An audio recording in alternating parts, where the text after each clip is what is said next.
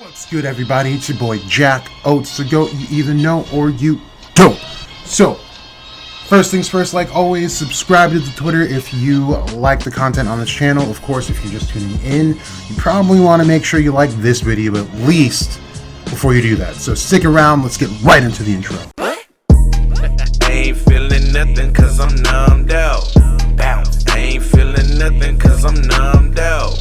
Bounce. I ain't feeling nothing cause I'm numbed out. Bounce. I ain't feeling nothing cause I'm numbed out. Bounce. I ain't feeling nothing cause I'm numbed out. Bounce. I ain't feeling nothing cause I'm numbed out. Bounce. I ain't feeling nothing cause I'm numbed out. Bounce. I ain't feeling nothing cause I'm numbed out. Pull up, say what's the deal, bruh? See how I lose my cool any second if they don't hear us. Many people will fear us. Say when you look in the mirror, don't you compare us to anything, they get embarrassed. Ha, ha, woo. So many people be talking like they want the problems or something. I noticed that all of you polish and all of you people get punished. It's hard to keep food on your stomach, to all of the hustle keep running. That's hard to stay humble with nothing. We're off of the juggle, we're bugging. So let me come down all of a sudden. I told you that we keep it buzzing. Ha, woo. I ain't feeling nothing cause I'm numbed out. Bounce. I ain't feeling nothing cause I'm numbed out. Bounce. I ain't feeling nothing cause I'm numbed out. Bounce. I ain't feeling nothing cause I'm numbed out. Bounce. I ain't feeling nothing cause I'm numbed out. Bounce. I ain't feeling nothing cause I'm numbed out. Bounce. I ain't feeling nothing cause I'm numbed out. Bounce. I ain't feeling nothing cause I'm numbed out. Welcome back. So today, I felt like it was kind of necessary to dive in on Vonneka and who she really is and all that good stuff. Let me adjust this thing. All right, a little better. So, there was a video I made about, I don't know, it had to be like maybe 3 months ago, back when the Heart Kingdom was first getting attacked. I think we were actually just getting introduced to Vonneka about 3 months ago. And I made a video on the Moirae, which we are familiar with by now. They're otherwise known as the Sisters of Fate. Brief overview of the Sisters of Fate. They pretty much control like everything about everything, right? It's they control life, death, and how long someone lives. And today I wanted to go over something I alluded to in that video. And in that video, I alluded to something called the Grey. Now, in the same video, I tell you guys that Grey's magic is not actually transformation magic. Just so you know, I'm not bragging. I'm just letting you guys know. Sometimes I be really spitting on this channel. I just want you guys to know, all right? Especially for the new people. Sometimes I be spitting. Sometimes I'm just way off the res. So, just sometimes gotta give credit where it's due. Anyway, there is another set of sisters that are in Norse mythology, in Greek mythology, I'll say. So, these are not really well fleshed out sisters, actually. Not as far as I've been able to see. You don't get too much information on them, but the information that you do get are pretty damning when you try to make it a parallel with Vonneka. So, like I said, these sisters are called the Grey. Now, opposed to the Sisters of Fate, where they are known to control, manipulate, and dictate events and destiny and fate, these sisters are not known for that. These sisters are actually known to just be horrifying in nature, and all they do is really destroy.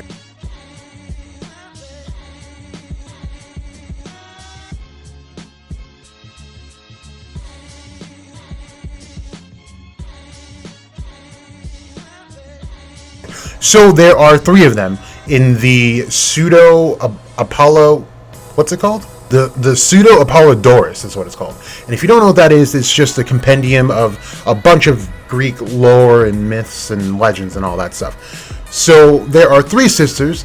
The first sister's name is the well-clad Pemphredo. And then we have the saffron-robed Enyo. And the last sister, Dino, or the dreaded one. Okay? So these are the three sisters. And it's noted that these are old, decrepit women with gray hair. And like, they're so old that they can't even fathom childhood. That's how old they are. Is they have no idea what a childhood is, even though they would have experienced it.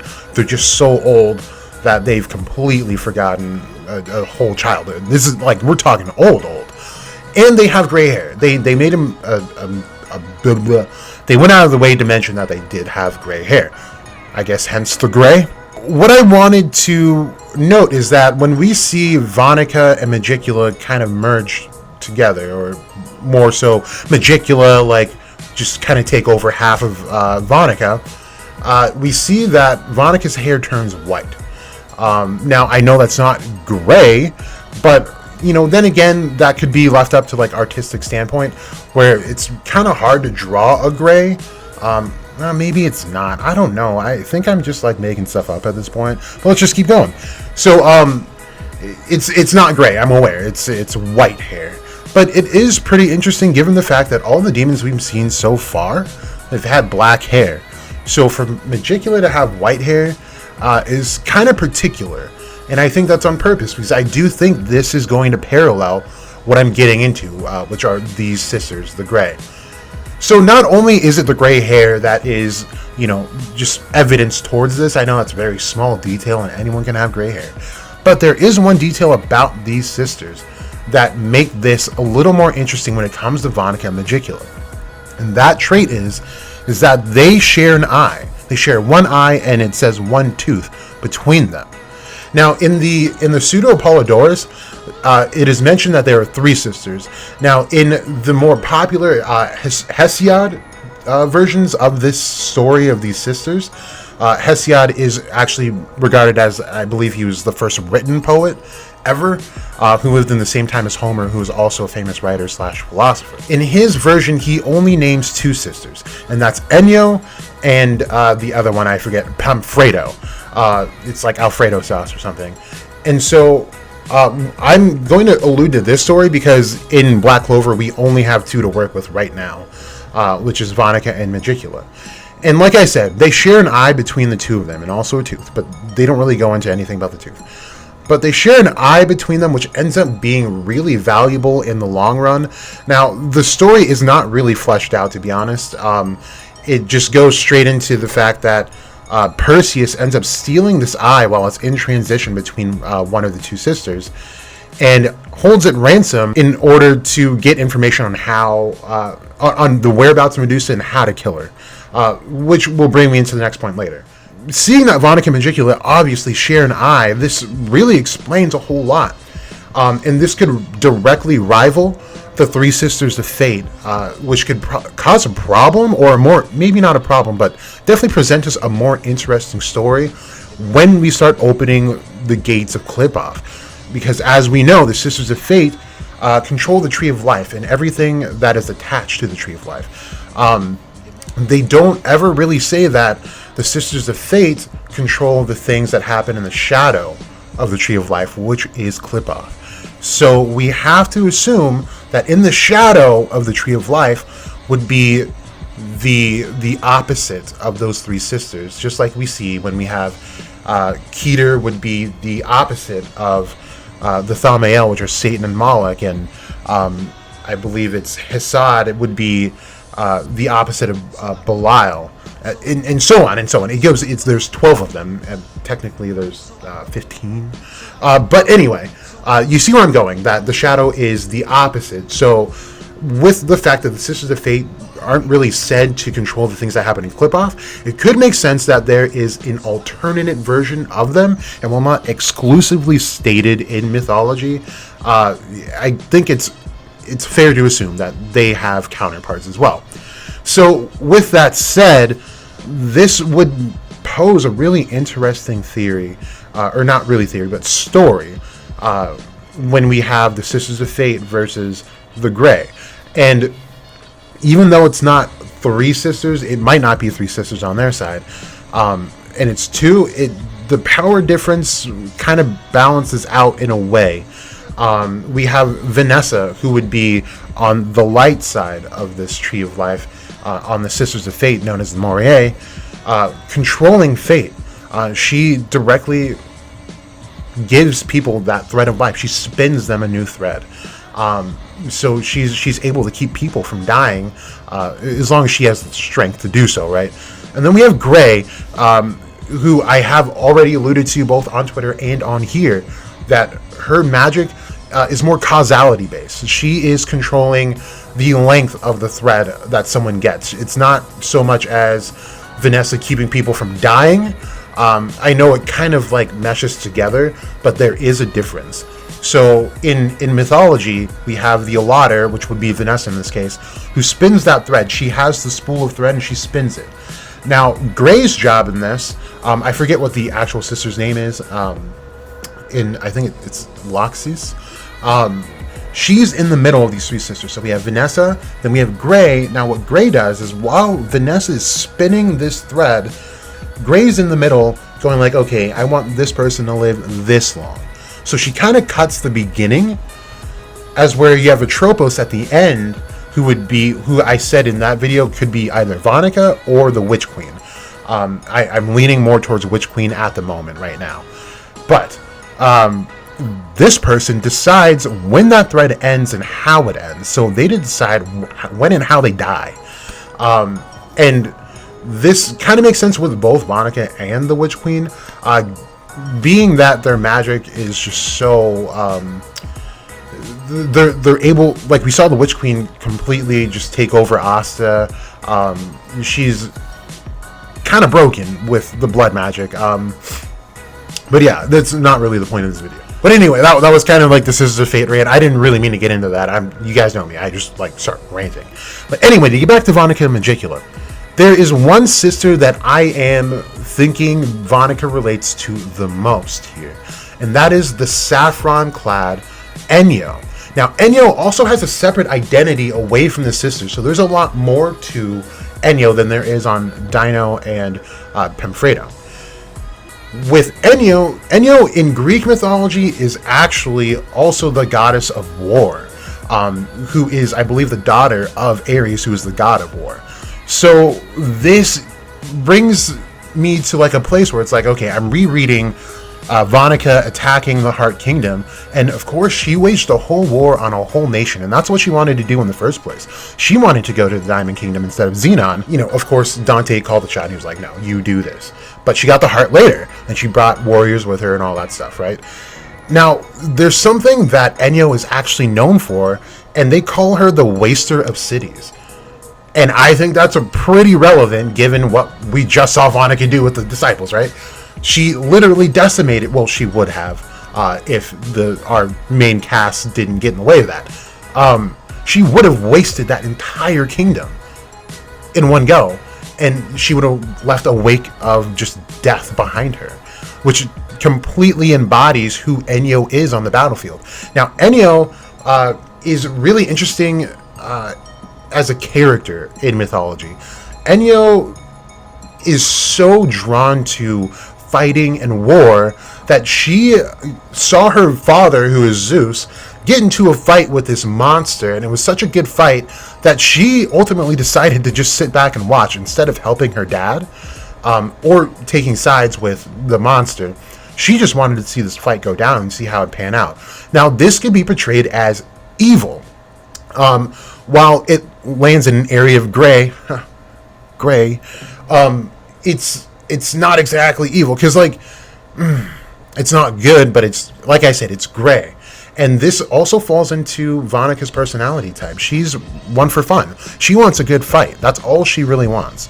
And I don't see her really intervening if someone, like, she knows, like we just saw her kill a bunch of her own people. I don't think she really cares. As long as the fight's good, she's in it. Either as a spectator or actually participating in that battle.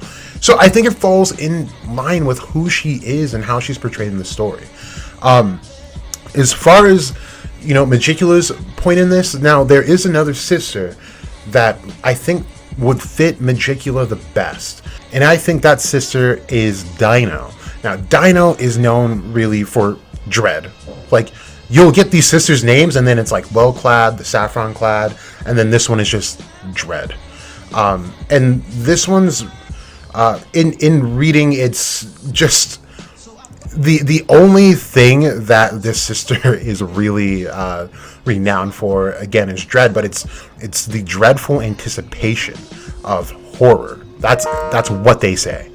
And To me, that sounds like it could be Magicula. Like, it just sounds demonic in nature. It sounds evil as all hell. So, I think that's where it is. But like I said, these stories aren't really fleshed out, so I don't have much to go on. And there's no other counterpart, as far as I've researched, that would fit Dino, like Enyo does. Like I said, Enyo has a separate identity, as the goddess of war, apart from these sisters, whereas Dino and Penfredo really don't have a separate identity, as far as I can discern. So that's all I really got for Magicula. But it just seems to me that we're going off of Hesiod's story of the Grey, where there's only two sisters who share an eye.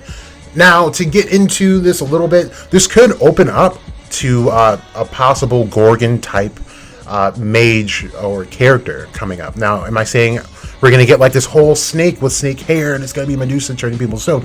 Maybe, maybe not. We don't know where Tabata goes with anything. He has his own way to interpret stuff, but I do think we can expect something like that to happen. Now, with that to happen, we would probably need a Perseus. I mean, Tabata went out of his way to make this eye the connector between Vinicula, it's a habit, between Vonica and Magicula. So I would think he would roll with the story a little bit more. But I mean, that's what I think. Now, as far as her getting hurt when Noelle dealt the last blow to Vonica, or to Vinicula in that case, we saw that Vinicula spat up some blood and was kind of surprised, kind of taken back, because she actually got damaged. Now, I think it's a pretty interesting how Noelle is clearly a Valkyrie, Valkyrie lineage and all that good stuff. And Valkyries in lore are known, it's really weird to paint them, because a lot of people have them as like the princesses of the battlefield, where they're known for being good at battle. And while that's kind of true, the more accurate statement would be that they go to the battlefield to decide who's going where when they die. So let's say like a fighter dies in battle, they're going to want that fighter to go to Valhalla, because what they do in Valhalla is they keep training their skills, and they hone in on their skills in anticipation of Ragnarok coming, so that they are the best warriors when that fight actually goes down. And then you have the people that die in the fray, where it's just innocent people who are not necessarily fighters, where they would take them to another realm. I'm forgetting the name for whatever reason right now, but that's just where they go when they die, and that's about it. They just live their dead lives.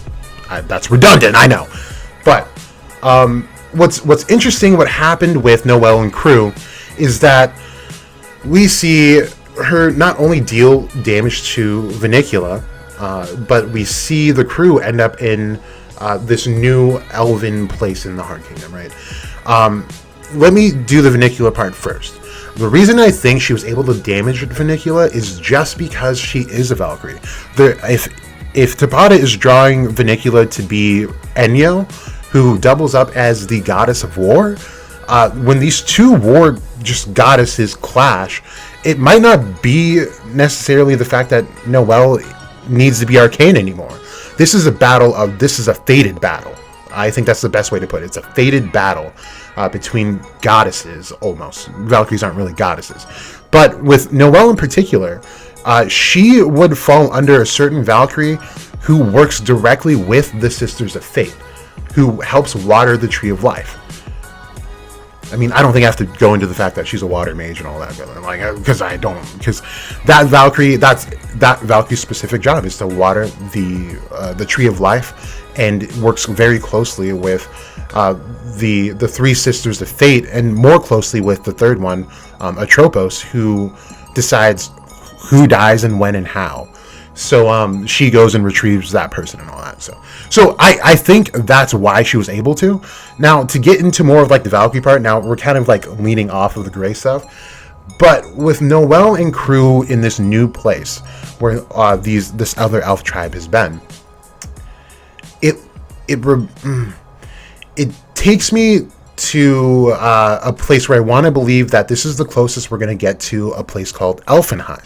Now, Elfenheim is another realm. It's a higher realm than the realm, it's called Midgard, is where the regular realm is, where everyone else is. And in Elfenheim, this is essentially like where the strongest of the strong lie. Okay, the events that happened was that they were about to die. They all stopped themselves from dying, of course, but somehow they ended up in the elven places. You just get this jump from like, okay, this is how they did it, and then now they're just laying on like cotton or like leaves or something, I don't know, and in like these like robes, and I don't know who changed them. It's kind of weird, but now they're just there, and then they're gonna learn ultimate magic. They're gonna train, almost like a Valkyrie took warriors to Valhalla to train for Ragnarok, which would be the end of the world. Which I think is kind of interesting that it played out that way. I don't think they're dead. No, I don't think they're dead. But I do think Tabata might be interpreting things in a way where this is Elfenheim, and they are training for the fallout of the war of the world with ultimate magic. I mean, that's where my head's at. Like I said, I tend to get off the res a little bit sometimes, but that's why you guys are here, and that's why you guys rock with me, some of you at least. So if you liked anything that you heard in this video, let me know in the comment section below. Hit me up on Twitter if you want. Follow. I usually follow back unless you have some like weird stuff going on your page. You're kind of weird. It's just, you know, just be cool, just be normal, and we're chill. But yeah, if you didn't like it, feel free to not like it. You can unsubscribe if you didn't like anything you heard. Just do whatever makes you happy. That's what matters at the end of the day. I do post exclusive videos on Twitter. So I do have another video coming out after this that will describe what I believe Noct is doing with Asta. That really already came out on Twitter, but it will be a little more fleshed out than I put on Twitter. So if you really like the videos that much, definitely subscribe or follow on Twitter. And look out for those, so you get those when they first drop, and you don't have to wait until like I feel like uploading on YouTube. But yeah, I don't want to drag this out any longer. Thank you guys for rocking with me. You guys are like super dope, and I appreciate you guys all. Just let me know what you want to see in the comment section below, or else I'm just gonna keep doing videos of whatever the hell I want. So this has been Jack Goes to Go. You either know or you don't.